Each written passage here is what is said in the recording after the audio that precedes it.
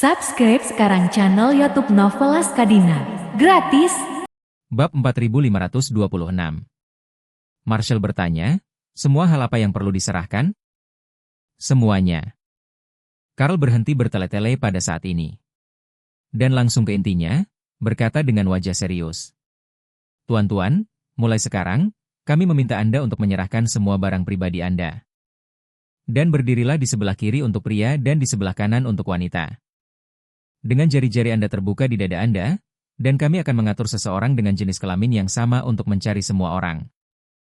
Mendengar ini, Tuan An mengerutkan kening dan bertanya, Anda curiga ada tahi lalat di antara kita? Karl melengkungkan tangannya dan berkata dengan serius, Tuan, saya juga di bawah perintah. Dan kalian semua harus bekerja sama. Tolong maafkan saya jika saya telah menyinggung Anda. Markus berkata dengan sedikit ketidakpuasan, kamu mencurigai kami dan bahkan mencari kami tanpa alasan. Bukankah itu terlalu berlebihan? Jangan lupa bahwa kita adalah korbannya. Selain itu, kamu tidak terlihat seperti polisi. Siapa yang memberimu hak untuk menggeledah kami? Kepribadian Markus sendiri keras dan agresif. Dan sebagai pewaris generasi keluargaan saat ini, sikap keras Karl secara naluriah membuatnya sedikit tidak nyaman secara fisik. Karl tidak memberinya tatapan yang bagus saat ini. Dia berkata dengan dingin. Maaf, orang yang baru saja menyelamatkan hidupmu yang memberiku hak ini. Dia mengatakan bahwa kalian semua yang duduk di sini harus bekerja sama tanpa syarat, tidak ada yang bisa menolak dengan alasan apapun. Begitu dia mendengar bahwa orang yang menyelamatkan hidupnya barusan memerintahkan. Ketidaksenangan Markus segera menghilang. Adegan itu barusan sangat mengesankan baginya. Dia melihat dengan matanya sendiri penyerang berdiri di ambang pintu. Lengan dan kakinya dipotong oleh senjata tak dikenal di udara, dan momen itu memberinya dampak besar. Karena itu, ketika Karl menyebutkan dermawan penyelamat hidupnya, perlawanan di hati Markus segera menghilang tanpa sadar. Sambil juga mengatakan dengan wajah minta maaf. Karena itu adalah perintah dari dermawan, maka kami pasti akan bekerja sama. Untuk menunjukkan ketulusannya, dia berinisiatif mengeluarkan ponselnya, arloji dan barang-barang pribadi lainnya dan letakkan di atas meja kopi di tengah dua baris sofa. Kemudian dia berdiri di sebelah kirinya dan membuka tangannya di dadanya. Tuan An mengikuti sambil mengeluarkan barang-barangnya sendiri. Dia membuka mulutnya dan berkata kepada orang lain. Karena dermawan memerintahkan, tentu saja memiliki niat mereka, kita tidak boleh ragu, harus kerjasama yang baik. Jadi, semua orang juga mulai mengeluarkan barang-barang dari saku mereka. Karl mematuhi instruksi Charlie, dan perhatiannya selalu tertuju pada gerakan tangan setiap orang. Untuk memastikan bahwa mereka tidak melakukan gerakan kecil lainnya di bawah hidungnya. Menurut spekulasi Charlie, jika peralatan pelindung telah dibawa oleh anggota tertentu dari keluargaan, maka dia pasti tidak akan memiliki kesempatan untuk menyingkirkan peralatan itu. Dan kemungkinan besar masih akan diam-diam membawanya. Dan kemudian temukan kesempatan yang tepat untuk menyingkirkannya ketika dia pergi. Jadi, selama mereka melihat cukup hati-hati, mereka pasti akan dapat menemukan peralatan pelindung. Apalagi jika mereka bisa menemukan perangkat itu langsung dari tubuh seseorang. Akan lebih baik lagi, mereka bisa langsung mengunci identitas tersangka. Karl melihat semua orang mengeluarkan barang-barang mereka dan kemudian berdiri di samping. Kecuali seorang wanita yang menundukkan kepalanya dan tidak pernah bergerak. Jadi dia berkata dengan suara tegas, Nona, tolong bekerja sama untuk mengambil barang-barang pribadi Anda. Gadis 16 atau 17 tahun di sebelahnya buru-buru mengulurkan tangan dan menjabat tangannya dan berkata, Bu, kamu satu-satunya yang hilang, cepatlah. Wanita ini adalah bibi ketiga Charlie, istri paman ketiganya, Martel. Gadis yang berjabat tangan di sampingnya adalah Martel dan putri sulungnya, Jennifer Ann, yang baru berusia 16 tahun. Pada saat ini, alis Karl tiba-tiba mengerutkan kening seolah-olah dia menangkap sesuatu yang tidak biasa. Segera setelah itu, bibi ketiga Charlie, di bawah gemetar Jennifer, jatuh di sofa dengan cara yang halus. Pada saat ini, wajahnya sangat pucat pasi. Di sudut mulutnya, tergantung busa putih. Matanya juga menatap sangat lebar, tubuhnya juga mulai menegang, dan dia sudah mati. Bab 4527. Kematian mendadak bibi ketiga Charlie membuat Karl, serta seluruh keluargaan, lengah. Putrinya yang berusia 16 tahun hampir pingsan di tempat. Memeluk mayat ibunya dan terus-menerus mengocoknya, menangis dan menangis. Bu, ada apa denganmu Bu? Jangan menakuti aku, Bu. Martel juga hampir ambruk, dia baru saja akan maju untuk memeriksa. Tapi ditangkap oleh saudara kedua Markus. Martel kembali menatap Markus dengan wajah terkejut dan bertanya dengan acuh tak acuh. Kakak kedua, untuk apa kamu menarikku? Sesuatu terjadi pada Amelia. Markus meraung dengan wajah hitam, kamu lihat bagaimana dia mati. Ingat bagaimana pemimpin penyerang itu baru saja mengambil racun dan bunuh diri? Bunuh diri? Ekspresi Martel ngeri melampaui keyakinan dan bertanya begitu saja. Kamu? Maksudmu? Amelia. Bunuh diri, dengan meminum racun? Markus menunjuk mayat itu dan bertanya dengan suara dingin. Selain bunuh diri, apakah ada kemungkinan lain? Karl segera bergegas ke depan pada saat ini, mengangkatnya, dan berkata kepada orang banyak, kalian belum bergerak. Setelah mengatakan itu, dia juga berkata kepada orang-orang yang dibawanya, awasi mereka. Begitu kata-kata itu keluar dari mulutnya, dia berlari keluar dari kotak dengan tubuh di lengannya dan berlari menuju lokasi Charlie. Charlie melihatnya menggendong seorang wanita paruh baya tanpa tanda-tanda kehidupan, dan alisnya langsung menegang. Tasha telah melihat bibi ketiga Charlie, meskipun mereka tidak berbicara, tetapi bagaimanapun juga. Beberapa menit yang lalu dia masih hidup besar, sekarang dibawa oleh Karl, mati. Ini membuatnya, mau tidak mau, takut, dan mundur beberapa langkah dan menutupi matanya. Charlie hendak mengajukan pertanyaan, Karl berkata dengan wajah malu. T.N. Wade, saya tidak melakukan pekerjaan dengan baik, hanya dalam proses pencarian. Semua perhatian terfokus pada tangan setiap orang. Takut mereka memiliki gerakan kecil, tetapi tidak menyangka wanita ini akan mati karena racun. Setelah mengatakan itu, dia berkata dengan sangat kecewa. Aku bahkan tidak tahu bagaimana dia benar-benar mengambil racun itu. Saya dengan jelas menatap tangan semua orang dan memastikan bahwa tangannya tidak bergerak. Tetapi, Charlie berkata dengan ekspresi serius, Emerywan tidak perlu menyalahkan dirimu sendiri, itu bukan salahmu. Mengatakan bahwa dia mengulurkan tangan dan mencubit mulut wanita paruh baya itu. Dan memang ditemukan gigi palsu yang patah di mulutnya, dan juga di sisi kiri atas tempat tidur giginya. Dia menemukan ruang kosong dengan gigi yang hilang. Kemudian, dia mengirim jejak aura ke tubuh orang lain. Dan ternyata racunnya sudah menyebar melalui peredaran darah ke seluruh tubuhnya, termasuk bahkan otak. Jadi sepertinya orang ini tidak bisa diselamatkan. Hati Charlie tidak bisa tidak terkejut. Dari gigi yang hilang di mulutnya hingga gigi palsu yang hancur. Dapat dilihat bahwa wanita ini sama sekali tidak disuap untuk sementara. Tapi sudah lama menjadi anggota penyerang. Dan bahkan telah dilatih sebagai tentara mati oleh organisasi penyerang. Kalau tidak, bagaimana mungkin ketika itu akan diekspos? Dia tidak ragu untuk menggigit gigi palsu dan mati karena racun? Dalam situasi ini, Charlie tidak hanya terkejut, pada saat yang sama, tetapi juga memiliki beberapa kekhawatiran. Bahkan keluarga Ann adalah keluarga yang sangat besar, dapat disusupi oleh penyerang. Dan itu bukan hanya penyusupan ke tingkat bawahan. Tapi langsung menyusup ke ruang lingkup anggota garis langsung, itu benar-benar luar biasa. Orang-orang keluarga Ann yang datang ke sini hari ini, selain keluarga generasi tua, menengah dan muda. Bukan hanya 3 menantu perempuan dari keluarga Ann. Artinya, identitas wanita ini, ada kemungkinan bahwa dia adalah salah satu dari 3 bibi dari istri pamannya. Mungkin juga bibi dari pihak ibu. Bab 4528. Kesan Charlie termasuk dari kecil hanya melihat bibi pertama dan bibi kedua.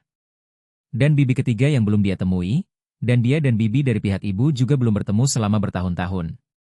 Dan dia tidak bisa memastikan siapa wanita ini. Memikirkan hal ini, dia kemudian bertanya, Tuan Yuan, sudahkah kamu memperhatikan reaksi keluargaan? Bisakah kamu menyimpulkan siapa orang ini? Karl memikirkannya, dan dengan cepat berkata, ada seorang pria, yang seharusnya menjadi suaminya. Pria itu menyebut salah satu pria lain sebagai saudara kedua. Aku mendengar dia berbicara tentang nama wanita ini, sepertinya dipanggil Amelia. Ketika Charlie mendengar ini, dia langsung menduga bahwa orang ini adalah bibi ketiganya. Lagi pula, satu-satunya orang yang bisa disebut saudara kedua adalah paman keduanya sendiri, Markus. Dan satu-satunya yang bisa memanggilnya saudara laki-laki keduanya adalah paman ketiganya Martel dan bibi dari pihak ibu, TC. Apa yang paling ditakuti Charlie adalah jika wanita ini adalah bibi dari pihak ibu, TC. Itu berarti bahwa orang-orang dari keluarga An sendiri telah disusupi. Dan situasi ini benar-benar tidak dapat diterima dari kedua sisi.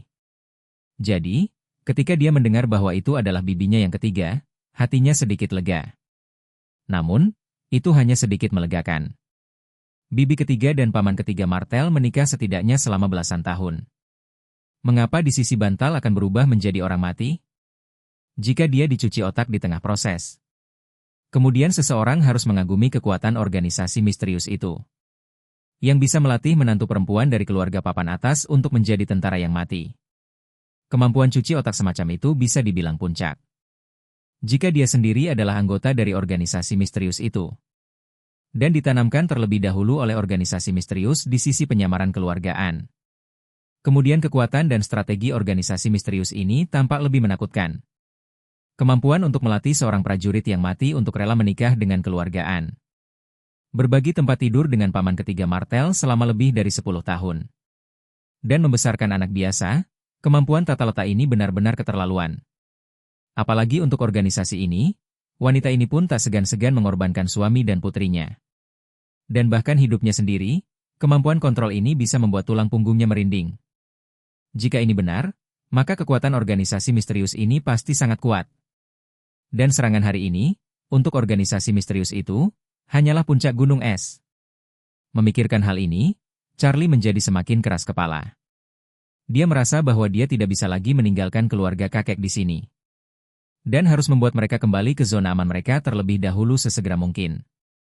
Pada saat yang sama, biarkan mereka bergegas untuk memulai penyelidikan menyeluruh. Dari latar belakang identitas dan pemeriksaan latar belakang keluarga bibi ketiga. Meskipun Charlie tidak tahu apa nama belakang bibi ketiga. Gadis keluarga mana dia, tapi dia bisa yakin akan satu hal. Latar belakang identitas bibi ketiga tidak akan pernah menjadi keluarga biasa. Kalau tidak mungkin menikah dengan keluargaan. Apalagi, sebelum bibi ketiga menikah dengan keluargaan.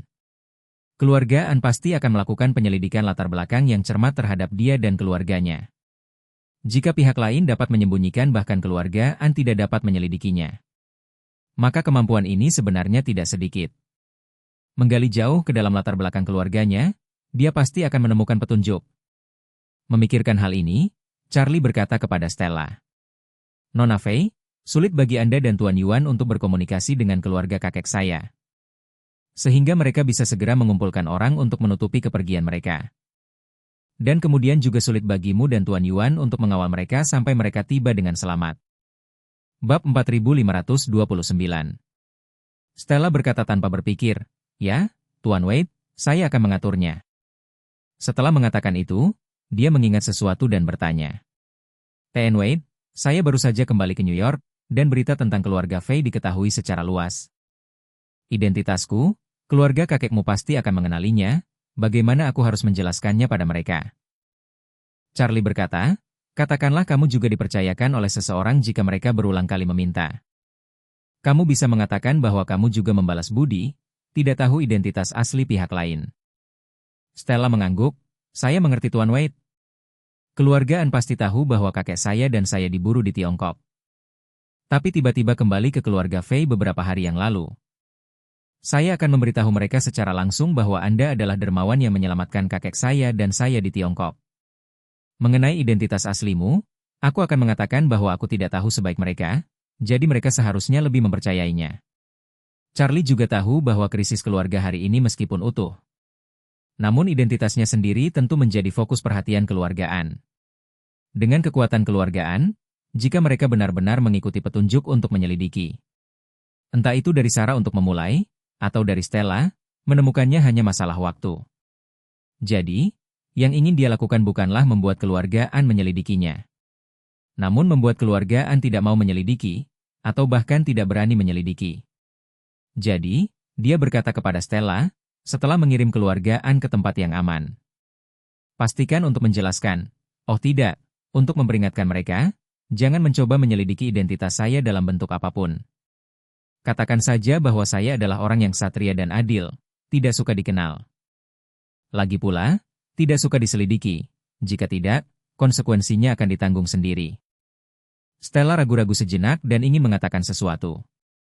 Tetapi segera melepaskan ide itu dan berkata tanpa daya, "Saya kenal Tuan Wade, jangan khawatir." Charlie menatap Carl lagi dan berkata dengan serius, "Tuan Yuan, akan sulit bagimu untuk mengambil lebih banyak masalah malam ini." Carl merasa tersanjung dan berkata, "Tuan Wade, kamu terlalu sopan. Saya berterima kasih kepada Anda karena memandang saya pasti akan memenuhi kepercayaan penting." Charlie mengangguk dan berkata kepada Tasha, "Tasha, tugasmu sekarang adalah memastikan tidak ada yang memengaruhi konser Sarah. Dan setelah konser selesai, hubungi keluarga karyawan yang meninggal. Dan beri mereka cukup uang pensiun dan tutup mulut agar mereka tidak mengungkap masalah ini. Mengerti?" Tasha berkata dengan ragu-ragu, "Tuan Wade, bagaimana jika ada anggota keluarga yang tidak setuju dan harus membahas pernyataan?" Charlie berkata dengan serius, "1 orang, $10 juta, uang ini akan saya bayar." Sekaligus memperjelas dengan keluarga, dalam hal ini mereka juga bisa memanggil polisi. Tetapi polisi pada dasarnya tidak mungkin melakukan keadilan untuk mereka. Dan, jika mereka memanggil polisi, kemungkinan akan mengarah ke tangan hitam di balik pembalasan. Ini bukan sensasionalisme. Lagi pula, keganasan organisasi ini belum pernah terlihat sebelumnya. Mereka bahkan tidak menempatkan keluarga Ann di mata mereka. Keluarga para korban ini, mereka bahkan cenderung tidak memperhatikan mereka. Berbicara di sini, Charlie memberi sedikit pukulan dan melanjutkan. "Saya tahu saya mengatakan ini sedikit tidak simpatik dan bahkan sedikit kejam. Tapi ini juga situasi yang paling realistis, bagi mereka, pembunuhnya terlalu kuat. Mereka seperti memukul batu dengan telur, jadi solusi terbaik adalah hidup dengan baik setelah mendapatkan kompensasi dalam jumlah besar. Adapun mereka yang menginginkan keadilan, saya yakin keluarga Ann pasti akan mendapatkannya kembali untuk mereka di masa depan. Jika keluarga Ann tidak memiliki kemampuan ini, maka aku pasti akan mendapatkannya kembali untuk mereka juga." Pada saat ini, nada suara Charlie tegas dan tegas. Dan Tasha tidak bisa menahan perasaan kagum di hatinya saat dia menyaksikan. Pada saat seperti ini, mendengar kata-kata Charlie benar-benar memberinya banyak dorongan. Jadi dia buru-buru berkata, "Baik Pak Wade, setelah pertunjukan, saya akan berkomunikasi dengan keluarga mereka." Charlie mengangguk dan berkata dengan serius, "Selain itu, mayat korban membawa mereka untuk penguburan gratis.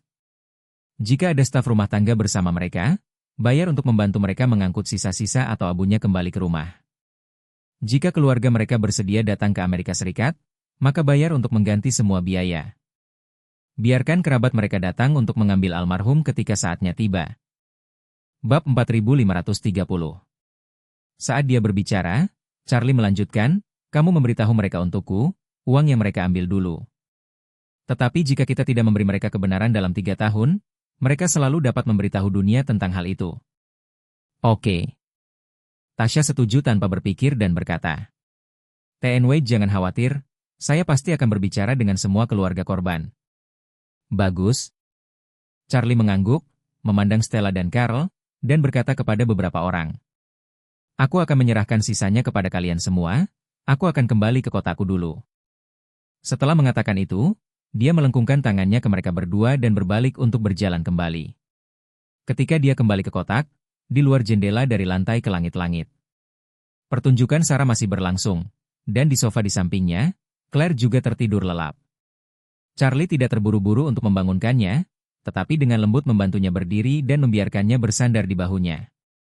Kemudian duduk tak bergerak di sofa, memperhatikan Sarah di atas panggung sambil menggunakan auranya untuk merasakan situasi di kamar sebelah. Pada saat ini, emosi keluarga Ann telah mencapai titik terendah. Masing-masing dari mereka sangat sedih dan frustrasi. Yang paling hancur adalah paman ketiga Charlie, Martel.